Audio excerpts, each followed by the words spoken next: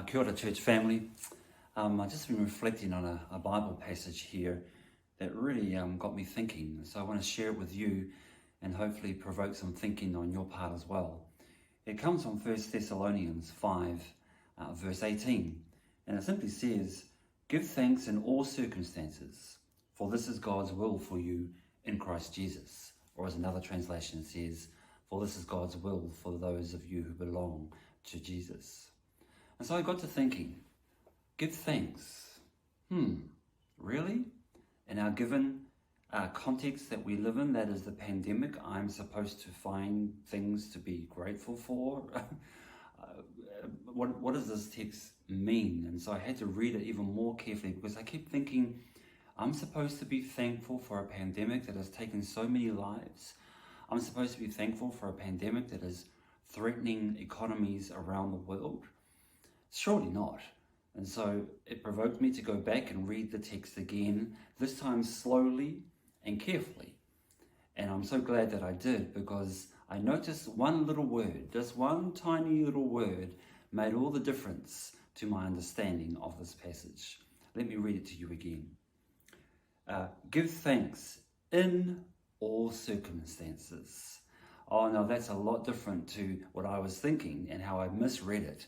I was reading it as give thanks for all circumstances. That little word made all the difference. Give thanks in all circumstances. And so they got me thinking, all right, I'm to give thanks not for the pandemic, but while I'm in the pandemic, find things to be grateful for. And so I went from this thinking of everything negative and shifted that across and put it into the light, so to speak, and started thinking on things that were far more positive and uplifting. And I found, whilst I could list a lot of them now, I found one thing really interesting about them all. They all pointed back, like the spokes on a wheel, they all pointed back to the hub. And that one thing that they had all in common was simply, I am grateful for relationship. That's what it all pointed back to. And it's so true. I'm grateful for my relationship with my son.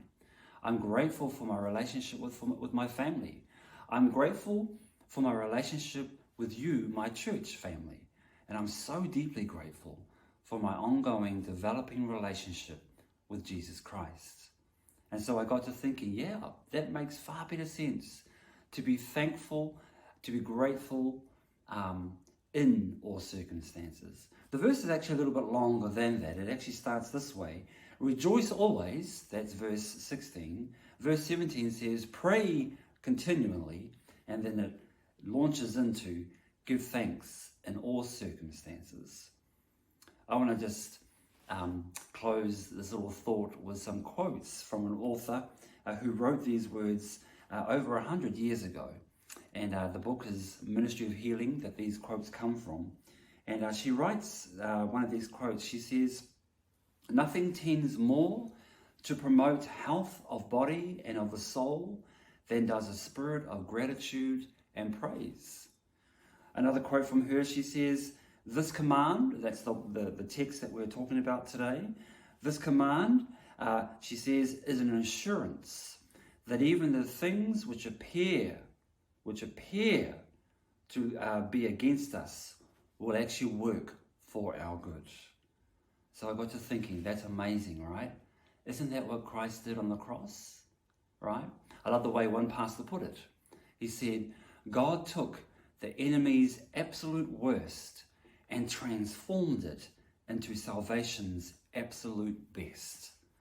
I think that's so true. So I am to be grateful in this pandemic. I'm to be thankful during this time. Absolutely.